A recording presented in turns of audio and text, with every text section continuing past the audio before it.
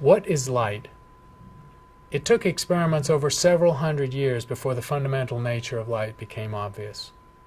Isaac Newton did some famous experiments in light, including splitting light with a prism into its constituent colors and showing that those colors were fundamental, could be recombined back into white light.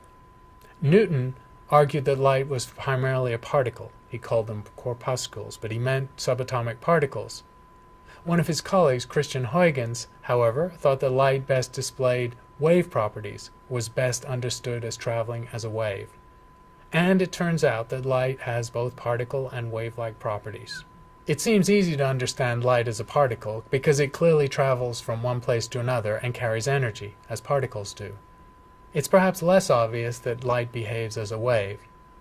Its fundamental wave-like nature was shown in beautiful experiments by Thomas Young early in the 19th century. In this experiment, called the two-slit experiment, Young took a light source and sent that light towards two slits.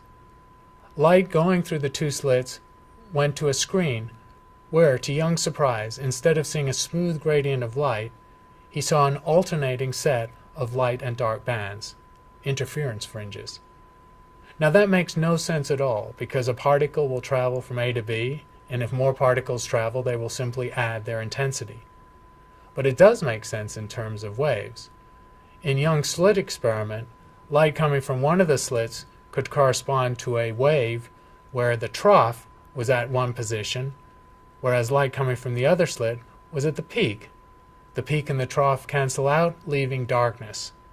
At an adjacent position, the two peaks coincide, and so the intensity doubles. Young's slits and the interference result is only understandable in terms of wave-like properties. Around the same time, other wave-like properties like diffraction were first observed. The fundamental theory of light did involve its wave-like properties. It came from James Clerk Maxwell in the middle of the 19th century. He produced an elegant theory based on four equations which related oscillating electric and magnetic fields and showed that those oscillating electric and magnetic fields would travel or create a signal that propagated at the speed of light, 300,000 kilometers per second in a vacuum. This is the fundamental phenomenon of light and also of other forms of electromagnetic radiation, like gamma rays and radio waves. Light, or other forms of electromagnetic radiation, can be characterized by electric and magnetic fields oscillating, and in fact, any time an electric or a magnetic charge is accelerated, it leads to the emission of electromagnetic radiation. And that indeed is how many of those forms of radiation are actually generated. It was Einstein, early in the 20th century, who did beautiful experiments to show that light also had particle-like properties, and had to be fundamentally thought of as a particle too. In the photoelectric effect, which he explained, light liberates an electron from a metal and behaves in such a way as to carry a particular amount of energy, kinetic energy, in a ballistic sense, as if light is a tiny bullet. The word for this light particle is photon. If we want to create a hybrid of the wave-like and particle-like understanding of light, we can imagine light traveling like a wave packet, where it's fundamentally a wave, but the wave is isolated in space and has a finite extent. The energy of an individual photon in these early 20th century experiments is extremely small. An average light bulb is emitting many, many trillions of photons every second.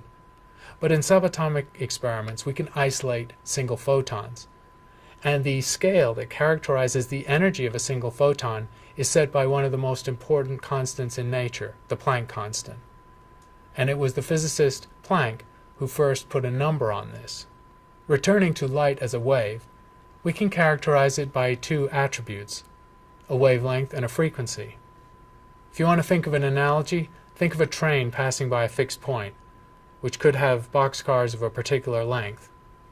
All forms of light and other electromagnetic radiation are observed to travel at the same speed. It's also the speed limit of the universe, the fastest that any signal can travel in the universe. It's denoted by the symbol small c, and it's 300,000 kilometers per second. The frequency of a light wave is how many peaks or troughs pass a fixed point every second. The wavelength is the distance between any two peaks or any two troughs. So we can see that the product of the frequency and the wavelength equals the speed. We can also see the inverse relationship between frequency and wavelength.